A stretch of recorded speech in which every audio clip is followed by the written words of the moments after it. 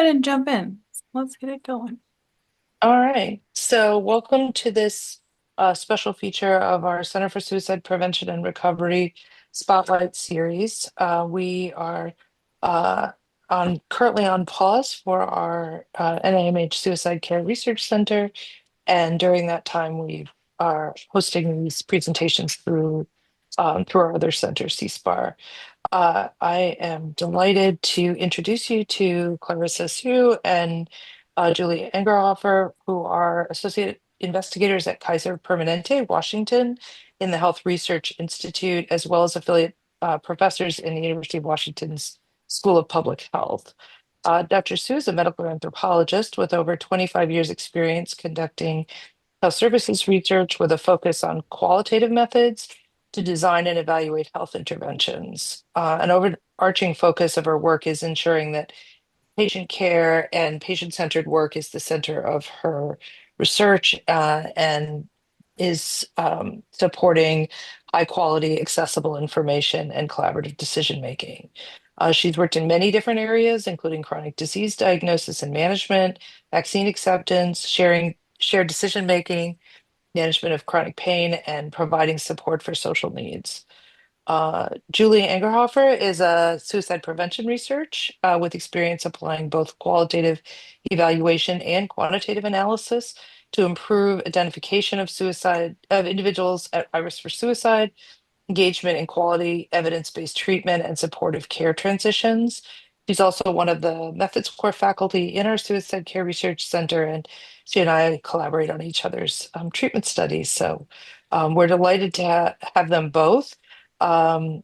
Sue will present an overview on the Rapid Group Analysis Process, or RAPGAP, which expedites qualitative data analysis in a health services environment. And we've used this in a number of our studies here, and she and Julie will then discuss specific application in Julie's research. Over to you, Dr. Sue. Thank you so much. I also will have the caveat that I have had a cold, and for me, when I get a cold, I get this terrible respiratory syndrome. So I may start coughing.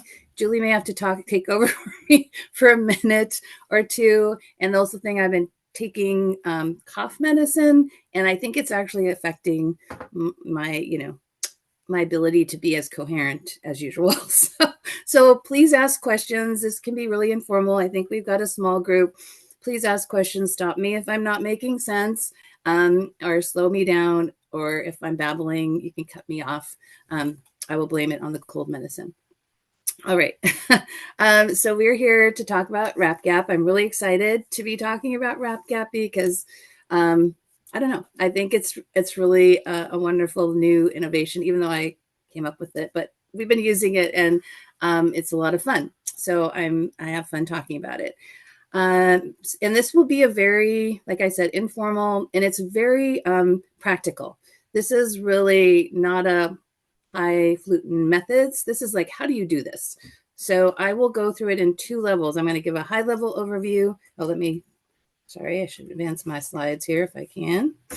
I'll give it a general introduction that will kind of first give a high level introduction and then give a kind of moderate level introduction. And then I'll do a deep dive into each of the steps. And then Julie will do her case study. And hopefully we'll have time to have discussion and wrap up. But again, please ask questions as I go. Just some acknowledgments. Acknowledge my co-authors on the paper. Jess Smoke, Laurel Hansel, Joe Glass, and Claire Allen. I want to acknowledge some of the people who supported the project, because this was done kind of semi pro bono, semi testing it out on different projects. And then the time that Kaiser Permanente Washington gave me to be able to do some of this work. So why did we develop RAPGAP? So first of all, traditional qualitative analyses processes can be very time consuming. It's often, I've been kind of paying attention since we started RAPGAP. It can often take 3 to 4 months for us to get our code list developed. If we do the iterative, we code and compare and iterate on the code list. So that can take 3 or 4 months. And then the actual coding process can take up to a year, depending on how many transcripts you have and how much time you can get of people's time to actually have them sit and do the coding. The other thing is I felt like we needed more rapid techniques because the ones that we had, I wasn't sure were quite working well. And here's a couple of the reasons. Many of the current rapid analyses rely on people having expertise in qualitative analyses to be able to do them. And they also lack transparency in terms of how they connect to the primary data, because a lot of them have somebody being the interpreter of the primary data for you. That, there's some kind of a table or matrices where they distill out notes from the original data. So what's unique about RapGap? It's really centered on primary data. Usually we've used transcripts, but you could, in theory, use photos or other types of qualitative data if you wanted. It allows people who are minimally trained to be able to participate in the process. It distributes the work amongst a larger group of people. And also it harnesses group processes and shared accountability. I'm a very group-oriented, teams-oriented, socially oriented person. So I will always do the thing that I have a meeting coming up for and not the thing that nobody is like bugging me about and I have to sit alone to do that. So the RapGap really harnesses that. And the other thing, it was developed for remote engagement, and it actually probably works best that way. I have not tested it in person. I think you could do it in person, but I actually think it would be more labor intensive than it is with all of the processes we figured out for remote or online engagement. So here's the kind of the highest level outline. So we've kind of broken it down into actually 5 steps. I only mentioned 4 here. The 5th is just like what you would do once you have your coded data, which is like do coding memos or synthesize. But the 4 steps here are first that you plan and prepare. And the key thing that you need to do during that stage is to identify your key domains of interest in the data. And I have a couple of slides that I'll drill down on that in a minute. And then the next steps are to engage with the data individually. So individuals will get 1 to 4 transcripts. It depends on how many you have, but 1 to 4 is ideal. And they do what I call take notes. I don't call it coding. They take notes. And then those notes are converted into sticky notes and I put on a virtual whiteboard. Then a group meets to organize those notes. And those notes, once they're organized, those are the themes. The clusters of organized notes are what you would consider themes. And then we are able to export those themes in a way. I'll show you all of this in a very practical way. And then participants reattach their quotes to their notes. And then you have your coded data. So I'll stop there. I know some of you have done this process. Any questions yet? Okay. So first step, I'm going to dive down a little bit into each of these. And these are more conceptual. And then, like I said, the next step will be, I'll give you like what it looks like practically.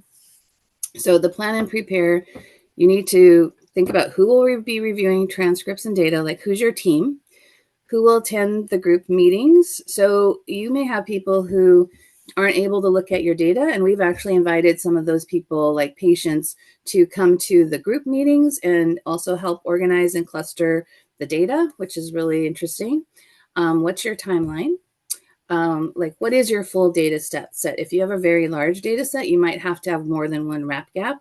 So an example is I had a data set that had 102 patient interviews, and we broke that into 4 RapGaps because it was just too much. So we would have been like each reviewing 10 to 12 transcripts, and all the notes would have been too overwhelming.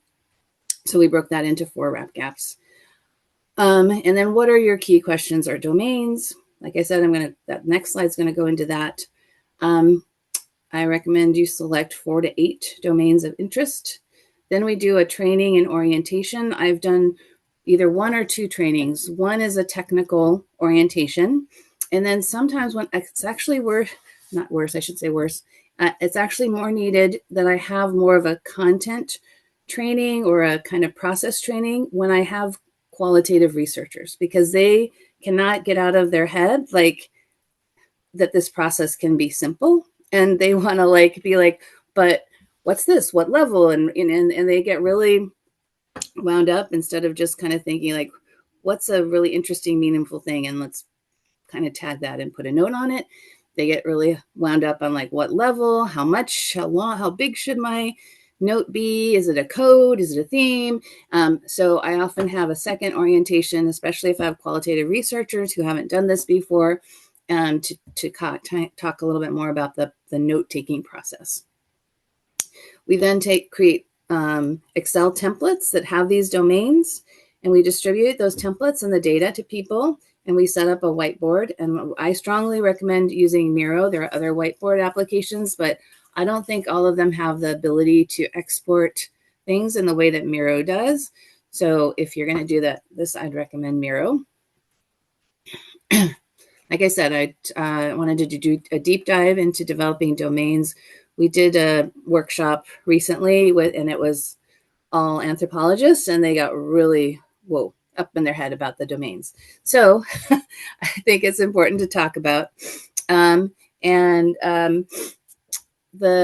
First of all, what are domains? Domains are these broad concepts that summarize the key questions you want to answer in your data. And they guide and focus how you read and take the notes on the data. So they are not themes, they're not codes. They are setting out the parameters of what you're looking at. So for example, I'm going to use example later in the slide of talking to providers about opioid tapering. If that's your topic, you probably, it may come up that somebody has a really great story about pet therapy. Well, you're not, that's not relevant. Or they have a really touching story about their medical training that has nothing to do with opioid tapering. Cool data, but it's not in the parameters of what you're looking for. So the domains help you guide, like, what exactly am I looking for in this data? But they're not meant to be any more narrow than that. They're the broadest kind of buckets that you would put your data in. So they're not themes, they're not codes. So here's an example of what we ended up using for those provider interviews. We had description of opioid prescribing attitudes, then description of opioid tapering, how they take on tapering, what they tell people, what speed they usually recommend, assessment and treatment options related to OUD, referring to alternative treatments, suggestions for tools and support that they need, and other topics. I almost always have an other domain that's available because things may come up that you're like, oh, this is important to this topic, but it's not, doesn't quite fit in those domains. All right. So stage 2 is engage with the data individually. So first you read the data, and then you make note. I'm old school. I like to print it and take my notes in the margins, and I usually put 1 for domain 1 and 2 for domain 2, and then I'll make a little note. And I'll talk a little bit more about that in a minute or later. And then you record those notes. As you can hopefully see, there's a little notes insights. You record those notes here, and then you record the quote. Oops, sorry, didn't mean to do that. The quote, and you may have a couple quotes because you can't decide which quote. You have some really good quotes, but just one quote is usually good enough. And then Miro has a nifty function, I don't know if others do, where you can just copy the whole set of notes and you paste them over into Miro. So that's onto your board. And then you engage as a group. So here's an example. Starts with groups that starts with the notes that are organized by author, and we've taken to coding them in different colors because it lets you see if there's clusters, like was this one person who was really interested in this particular kind of topic, or was this coming up across different transcripts and different note takers? Hey, Clarissa. And yes. We just had a question from Anna Raden about the domains. I thought it might be helpful just to talk about those briefly. So she asked if you set the domains before or after you've reviewed your data. Before. So we send out the domains with the transcripts. They're actually in, we have a template even in our materials of like the email that you can send to people, and it should have the domains in there because when they're, again, you don't want them kind of getting off on a tangent about training or pet therapy that has nothing to do with opioid tapering. Like certainly if they're mentioning that as a strategy, you want it there. But if it has if it's a tangent, but you think it's interesting still, but you're still not, that's not what you want to get out of your data. Yeah. And then I just made the comment that sometimes it's helpful to maybe just take a look at the interviews, read one or two, like when you're creating those domains, or maybe use the interview guide to help create them. But you're the expert, so I didn't want to. Absolutely. I use the interview guide, and usually we just did this yesterday, and it's a small project, very rapid project. There were only 12 interviews, and the person who had done most, I had done two, and the person who had done most of them was doing an interview since they weren't at the meeting. And it was hard. We went through the interview guide, and I tried to pull on here's how I think, the data feels or looks, kind of the weight of the data, like what might be good chunks of questions. And like we talked about, what are the questions we want to answer from this data? But yeah, I recommend you use all of those. The interview guide, have somebody who's done interviews to kind of talk about how do people talk about this? What might be good dividing lines between those domains? And then also really talk about what you want to get out of the data. What are you looking for? What questions are you trying to answer? And then Kevin had a question about entering the same theme if it comes up multiple times. So I don't know if you could see the note. Would you recommend repeatedly entering the same theme if it comes up multiple times, i.e. the number of post-it notes ending up proportionate number of times to the theme came up? And just any thoughts you have about that? Yeah, that I would, I usually recommend take the note. I mean, the note is what's important. We're not theming yet, right? We're not coding. I try to get people to say that we're not coding. We are pulling what's interesting out of the data. Now, if they're saying the same thing over and over again, I would say don't repeat it. But if there's some other nuance that you think maybe will end up in the bigger cluster, but you still think has an interesting nuance, then I would repeat it. But if it's really them saying the exact same thing again and again, I encourage people not to have repeat notes. Or if it's like different people saying similar things, then you would probably repeat entry that. So if it's different people, yes, I would definitely do it if it's different people. But if it's the same person saying the same thing repeatedly throughout a transcript, I would not repeat it. Gotcha. Thank you.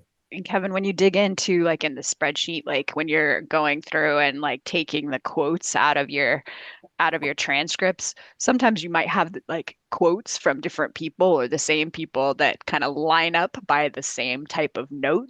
So it sometimes is easier to explain this when you have an example. I can talk more about that later. But yeah, I think there are some things that are you might have one kind of note that you can pull from really similar type quotes in different interviews. Awesome. Thank you. All right. So you start with it organized by your authors, and then you start clustering, and you do this together. And I'll go into that even a little more, but we tend to have groups of 2 to 4 people working together. And the other thing we found is that if you use this white sticky note to kind of summarize your cluster, that helps. It helps because you can say over and up in the left hand, and people can find that white sticky note a little bit easier than just the cluster itself. Oops, I keep thinking this is my Miro board and trying to like move things around. So first you cluster them and then you tag them. And I'm going to go into how you actually do that. The the deep dive sesh part of this. Then you can export them into a spreadsheet. And here's kind of what it looks like. I have another innovation that I'll talk about in a bit that it'll look slightly different, but pretty much the same when you export it.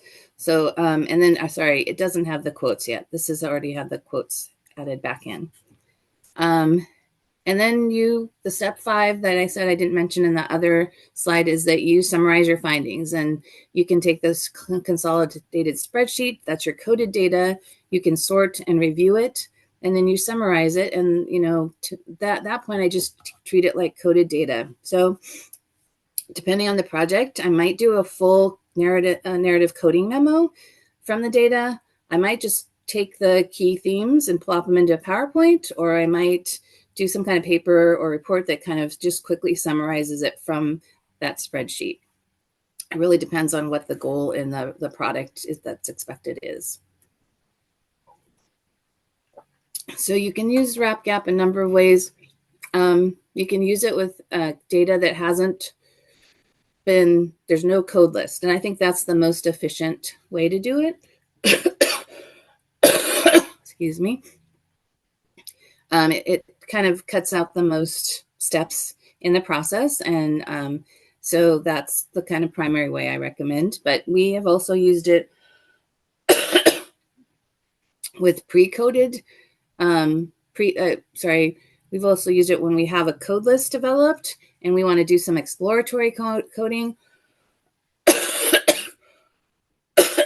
Or you can do it like a full analysis with pre-developed code list. I've also used it to do code development, and then we've used it with open-ended survey results recently, and that was really slick as well.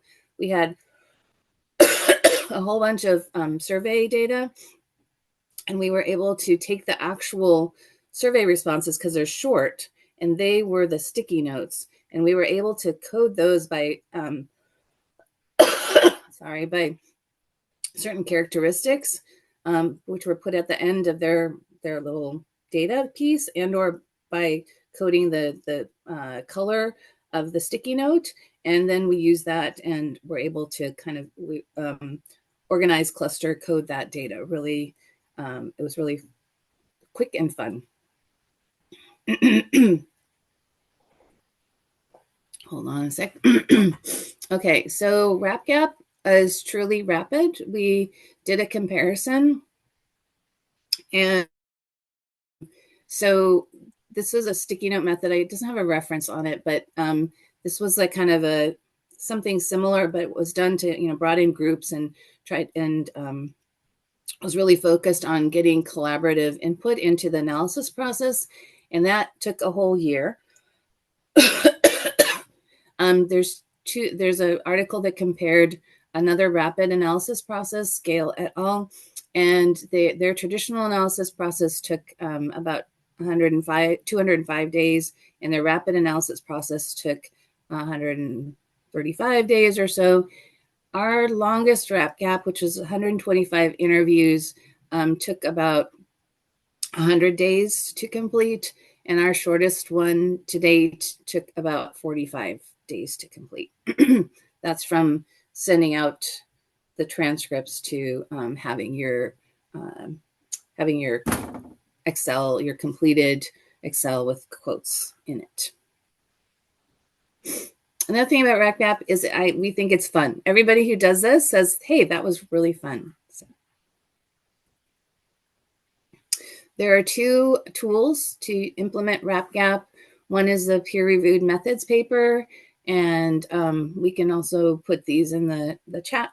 And then there's a job aid or instruction manual, and that is on the Act Center website, and you can go into their resources and there's a search function, and you can put in RapGap and it'll pop up this detailed instruction manual. I will say it hasn't got all of our latest updates, and I I'm trying to find a time when we can update it.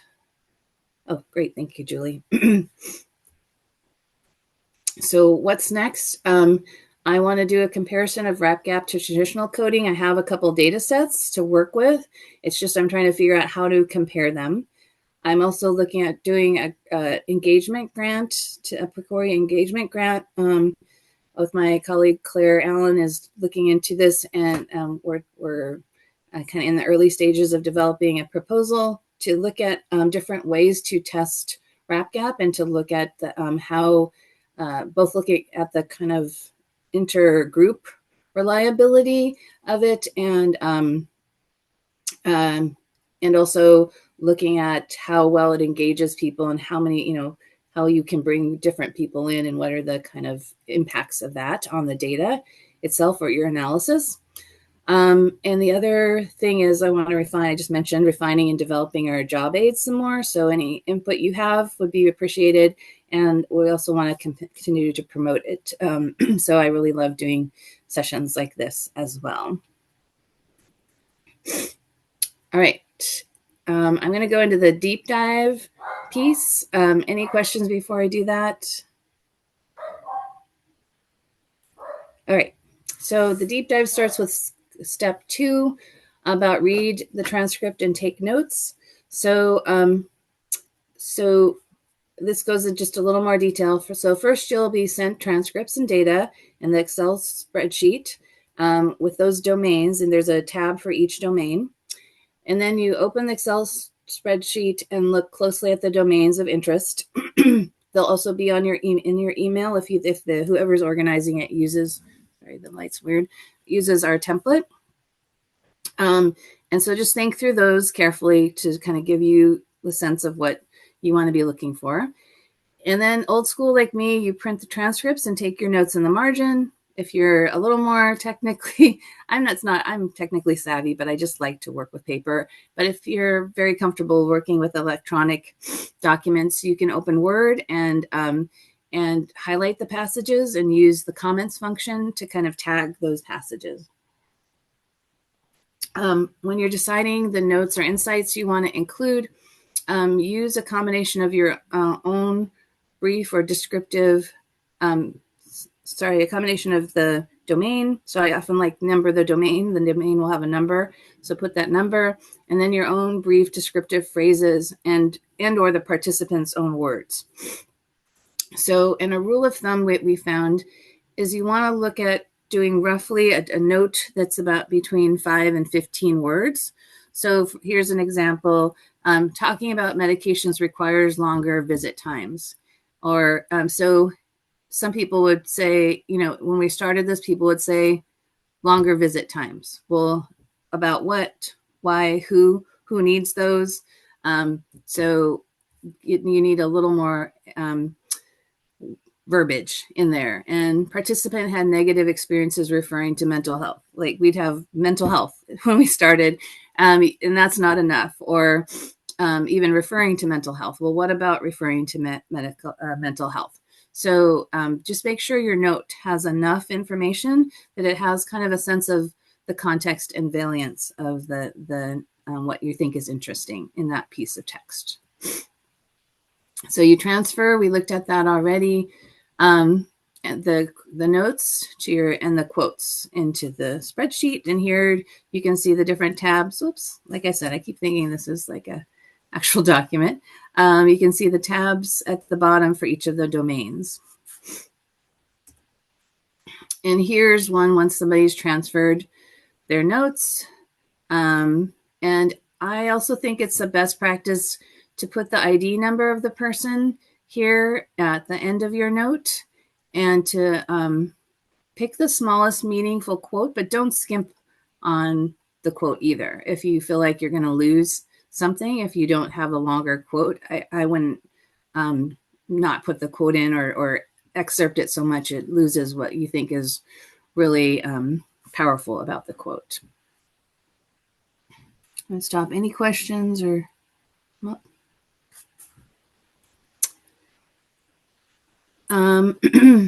And then, Clarissa, there's one question here that just popped up from Anna. Anna, do you want to ask your question?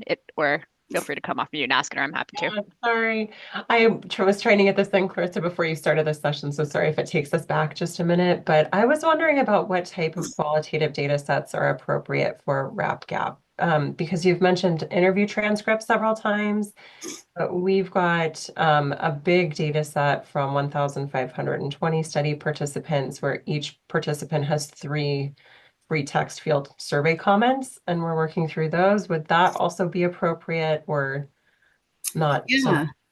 I'm just thinking because that's a lot bigger than the survey we did. But we did, like I said, I don't know if you just joined, but I mentioned that we recently did it with some survey data, and it worked really nice. I was like really, so we were able to like code. We had 3 different kind of categories of patients, so we were able to.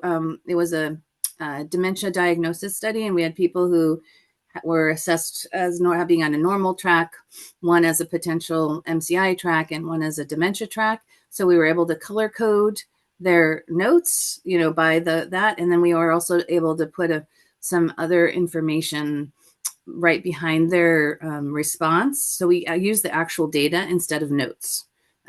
So that's something you might want to consider. We didn't actually make notes. We just used the data because usually survey data is pretty truncated, right? You don't have a huge long quote. So you have one of these 5 to 15 words usually. Sometimes they're longer responses. So then we could put other information there, like age. I can't remember what we ended up putting there actually, but it was something like gender and age. But we put some additional information there, which was really handy as well. And then we were able to bring in patients because people were looking at de-identified data basically. So we didn't have to worry about like having DUAs and things like that. And we organized them just like you would in the group process. And it was really slick. It wasn't such a big data set though. So you may need to think about how you divide out, like you said, or something. Yeah. Okay. But yeah. Thanks. Sure. Okay. Whoops, did I go into that? No. Sorry. I'm going to take a tiny break to blow my nose.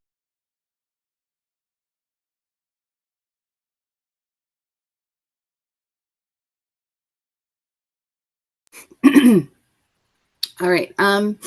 Then I talked about this, and I think some of you have done this process, but you basically in Miro, it's really slick. You just copy your whole row of notes. You copy that and you go over into Miro and you paste it, and you sit, and it'll get you, if you hit Control V, it'll give you this little pop-up and ask if you want to paste as a table or paste as sticky notes, and you pick sticky notes.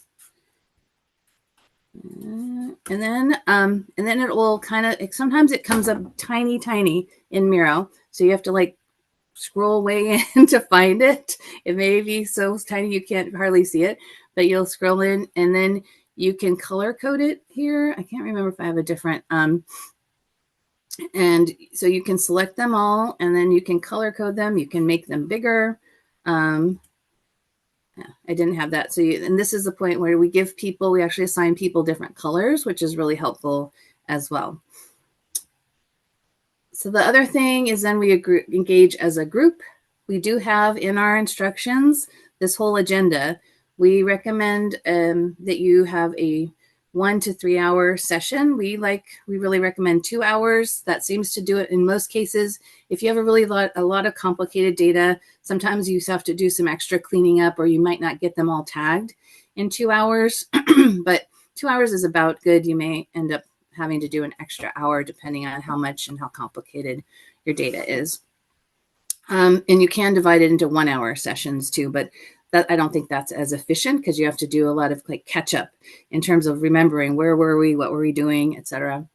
And then you spend a kind of 5 minutes doing an intro, make sure people got their sticky notes on the board, and then we break out into different rooms, and we organized. So people are assigned boards. Each team is assigned a board or two, and they go at it. They do their organizing, and then you come back and you have about 40 minutes, 20 to 40 minutes. It really varies. You can kind of check in and see how people are doing to talk about, and they report out what they've done with their clustering. So in a group, here's what your board with it not organized, and then you start clustering. During the clustering process, you need to be talking to your team members at all times. So you're going, oh, I see this note here. It's about anxiety, about running out of pain medication. So I'm going to put this down in the right-hand lower corner. So if you have something like that, put it down there. And you can create these white sticky notes. Those are really helpful to kind of summarize the cluster you're seeing. And it's just amazing how the board starts to organize, and you're like watching the notes fly around the board. But yeah, be talking at all times and use those white sticky notes. Those are really helpful. And then once you've got your clusters, you can go in and use this tagging function. And you can just select all of the notes in your cluster. You create this tag, and it puts this little red tag on your sticky notes. And that's important because, oh, did I not? When you export it, it'll be a column in your Excel sheet. So that's basically, you've coded the data by tagging it like this. And then the collate results. So you're going to further organize your boards. You're going to export them. You're going to clean up your consolidated spreadsheet. And then individuals will then go in and attach their notes. And another thing that I found about organizing the boards is that I found that you can organize in Miro, at least, you can organize by author. So it is really important that the person who created the sticky notes puts them in themselves for this particular function, because then when I export it, it actually will have it clustered by the person who made the note. And it's only actually the start of that, but you can paste it, down, and then people can go in and sort in the Excel sheet for just their notes. And that makes it a lot easier, especially if you have a big data set. So this isn't in the instructions, but I really liked this new little technique. So then you export it, and it'll all come out in one big sheet. So you have to copy over each, but it'll come out in order as long as you have everything. Everything needs to be contained within the frame, each domain frame, and it will come out in a long worksheet. And then you can paste each domain into its separate worksheet and organize them from there. Clear out extra rows. You can resize rows, etc. And here's what a recent Excel sheet will look like. You see, there's the note. There's me, like I was the author of that note. The tag was downsides physical. This is in the domain of descriptions of a long-term opioid therapy. And then here's the quote that I put in. So your sheet will look like, first, it will look like this without the quote, and people can sort and filter by their quotes and then put back in their quotes from their template Excel. And then basically this is your coded data. I will stop there. Hopefully I gave Julie enough time. Sorry, the time went quickly for her case study. Yeah, so I'll just talk briefly because I want to make sure there's time for questions too. But I thought it might just be helpful to share an example of what we did kind of recently. And I'll just say too, like Clarissa gave me this whole spiel before I've done my wrap gaps, but I learned a lot by just doing it and like not I mean, I'd certainly made mistakes. Certainly there was things that didn't so the first one mistake we made was when we went to put in our quotes originally into all the domains and we didn't put in participant ID numbers. So that was something we learned oh, we need to make sure that the participant ID is in there too. So it really helps you when you get to the point that Clarissa just described, you can see you want to make sure you're sort of getting a diversity of participants. If one participant is the sole source of like a theme, then it's just good to know that, right? Like it's good to know like if there's lots of people saying the same thing or one person saying one thing. So, um, so what we did, I talked about this work, I think at one of our center talks a while back, but we've been doing some work and that part Kate's part of too, trying to figure out how to use predictive analytics, suicide risk prediction algorithms in primary care. So we talked to like a variety of different primary care providers, both that provide mental health specifically, so our integrated mental health providers in primary care, and then also primary care providers. In that setting about this. So we talked to them kind of about two broad domains, like their perspectives on suicide prevention practices more generally, and specifically more on their perspectives on suicide risk predictive analytics. You can go to the next slide, Clarissa. So we had 5 initial domains that we pulled kind of from that interview guide that we were interested in. So we wanted to know about people's perspectives on the current prevention practices in primary care. So some of the screening and assessment practices we do at Kaiser, we wanted to know about specifically about their perspectives on predictive analytics, concerns about implementation, concerns about, or just general perspectives on information sharing, and then other insights. So that's kind of what Clarissa mentioned earlier. We had kind of like a parking lot for like other stuff that we weren't sure whether or not like was important, but we wanted to make sure we had a place to categorize that. You can go to the next slide. So what came out of that project when we went to do our affinity group mapping, we had 33 themes that we gleaned from that exercise, and these are just some of them. If you want to go to the next slide, Clarissa, this is my last slide actually. So like what came from when I went to go write my coding memo, which I would also emphasize like takes a lot of time. So when you actually go to, and you kind of want to try to do it not too far after, you've actually done that group exercise and you're pulling everybody's data back together, you're going to write up that coding memo and kind of figuring out what to do with that next. There was a time lapse between that and when I went to go dig back into the data. And I mean, maybe that was good and maybe it wasn't, but I think I would like to do it like closer to when we actually did the theming next time. When I went back in and looked at all of the themes, I was like, wow, like there's a lot of overlap with like prior work that we've done. So this was what came out of a prior study when we talked to both clinicians and patients, specifically mental health clinicians, about implementing suicide risk prediction analytics. So I'm like, wow, there's a lot of overlap with the themes that we're pulling out of this. Maybe I should have started with this, like with the domains that we picked out originally.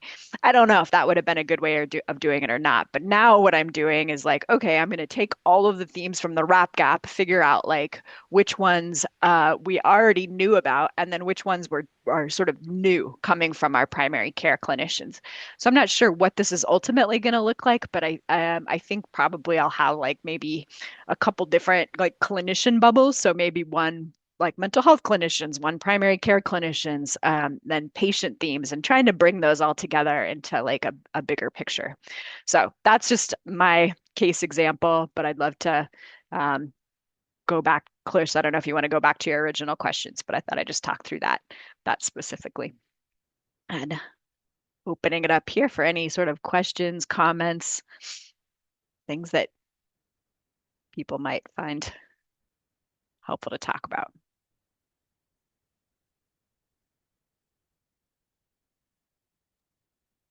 I have a question about the selection of domains. It seems like that's pretty important. It's going to be kind of the thing that sets you up for, like, steers you for the rest of the process. Am I correct in thinking that the domains you pick might be just kind of like a reframing or a rephrasing of your research question? So, like, if your research question is, what are barriers or facilitators to this intervention we're trying to do, then that like literally might be what your domains are, like barriers of implementation, facilitators of implementation, and maybe some kind of peripheral questions that are somewhat related to that you anticipate to that, but like you can more or less frame it as like these are the research questions. Yes, exactly. I mean, a lot of times, I mean, as an anthropologist, I'm all about context. So like to understand barriers and facilitators, you probably need a domain or two that sets up the context about like, you saw in the example, general approaches to whatever the intervention is, or, implementation issues or things like that to give context to barriers and facilitators. So I probably would never have something that just had barriers and facilitators as our domains, but that is exactly the idea, is like, it is to answer, like, what are your research questions that you want to be able to answer? And also, what else do we need to know to be able to provide context to those research questions?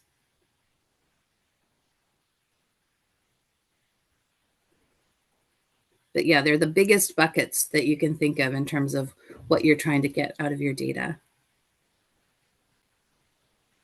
Do you often find in retrospect, once you've done your meeting, that like the domains were more overlapping, or like I'm trying to think, Julie, how to articulate the sense after our wrap gap session that we had just expanded the universe in a way that it was sort of harder to figure out how to narrow it back down when we Yeah. did it.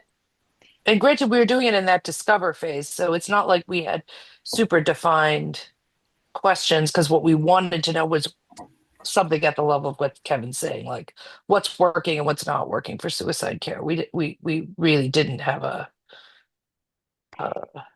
Yeah. focused set of questions we were trying to answer. Exactly. I don't know, Clarissa, if that's coming through. I kind of wish Lucas was here because I think he felt like when we did the initial wrap gap for Kate's project, yeah, it did feel like we kind of blew everything up too far.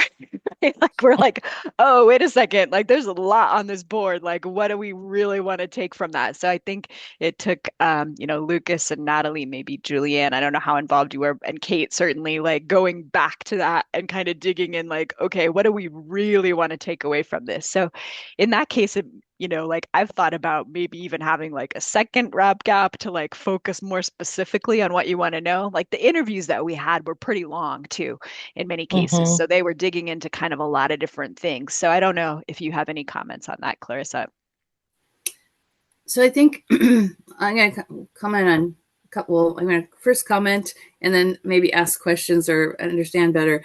The first comment, like the original question about like overlapping themes between domains, we've handled that a couple ways. One is we decide where the theme should go. Like we'll actually, when we go back to, there's two ways we've done it. First, one we decide when we're looking at the board, our team looking at the board is like, oh, that should go over here, and we'll just move it over to that other group's board and feed it to them. Another thing is we'll have in that report back time, we'll realize, oh, you guys have this theme and we have this theme. Where should we go? Where should it go? And we resolve that in a group discussion process, and we often will put it in one board. So I don't know if that's actually what you were asking based on Julie's kind of more explanation, but that's what I understood the question to be, and that's kind of a more straightforward question in my mind. Now, this kind of explosion of kind of clusters or themes, that I guess I want to hear more, or I just like piques my curiosity about how you think that would have been different if you had been traditional coding, and why do you think it felt overwhelming? And do you think it was a process, you think you could consolidate some of, if you got too kind of specific in your clustering, what are there areas you could have consolidated more? Because I have noticed like sometimes people be like, well, trying to be very, very specific. And we were talking about this. I did a session at Society for Applied Anthropology. I left the hands-on. I forgot I left the hands-on, but it was a 90-minute workshop where we had hands-on exercises.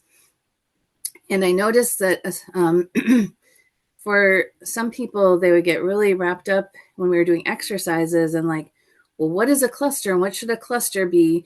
And so sometimes I've noticed having a one kind of experienced qualitative person in each group to be like, very gently, like maybe these go together. Maybe we don't need to parse out sympathy and empathy. Maybe those can go together. And kind of gently guide people to like right size the clusters. That's one thing I'm wondering about. But also I don't know if your data was really that complex. It also strikes me, is there a value in having a process where you can really be open and not trying to follow a model or a preconceived set of codes? So those are my two questions, like why, and what was going on, and is there a value if your data was really that nuanced in being able to see it in that way? Well, I think the other thing that made it complex is we were interviewing primary care providers and behavioral health clinicians and I think the and somebody else too. I don't know why I'm not thinking, but that there was a way in which it felt, and then we had people at different parts of our healthcare system, right? So we had people who were kind of within our neighborhood clinics, a little bit different than the way things happen at Harborview. So I felt like I definitely saw differences that had to do with that. So, in and our team included people from lots of different disciplines. So I think the things that the psychiatrist on our team saw and the things our pediatrician saw, like I think we all, so there were just all, I think one thought that occurred to me listening to you about the practice exercise is I almost think if we had done a practice run, like just with like a fake data set and just like gone through it and then gone through a process, I wonder if also us not really understanding until you've done it, you just don't get where you're going, right? And I wonder if we um had like just come up with just take one question or one thing and we'd all just gone through it and we all knew where we were headed, whether given the complexity of our data, that would have simplified it. Yeah, and I've also found, I mean, one of the I think pluses of this method are that you can bring in different stakeholders. I'm also found like physicians will come in with a very like specific perspective that may be almost too physician centric, and so there's like all of this gentle coaching. It's like, oh, how might that apply, to other people? Is there a way of thinking about that you think, would this fit together with that? There's a lot of gentle coaching I realized in the last couple of times I've articulated that is done, I think, by the quality, Hmm. like I said, I try to have an experienced qualitative person on each team that's done to kind of help people who aren't qualitative researchers kind of think a little more broadly sometimes because they'll get like hyper Hmm. focused on something.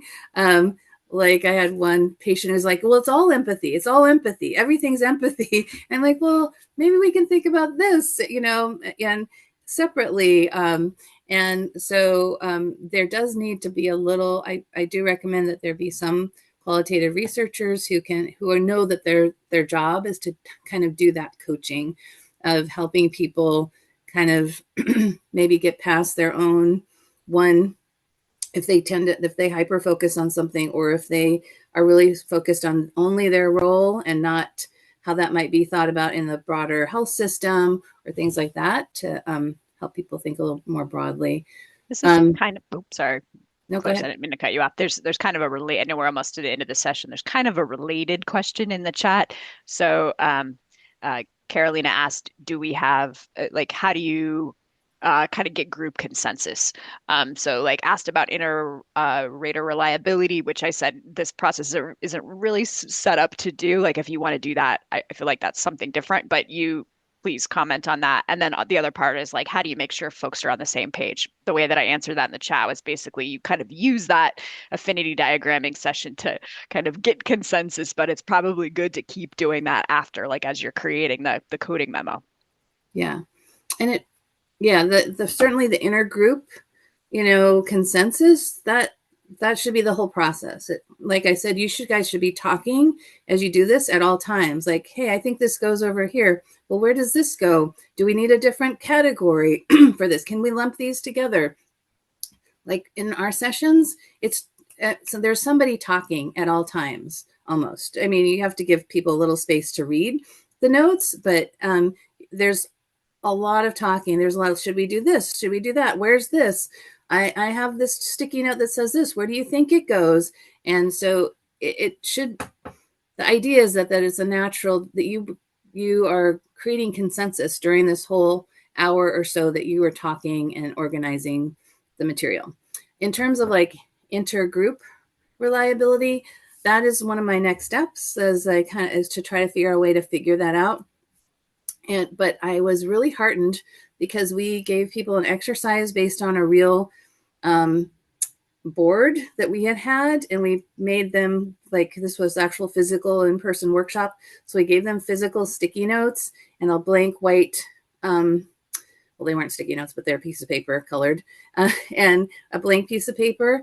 And one of the groups came up with we didn't show them the final board. One of the groups came up with almost the exact same clusters that the original team came up with. Now, not all of the groups did. Some of their, but it was amazing to me that one group could come up with that many similar clusters as we had on our original board. So I think that's a hint that, there is some level of like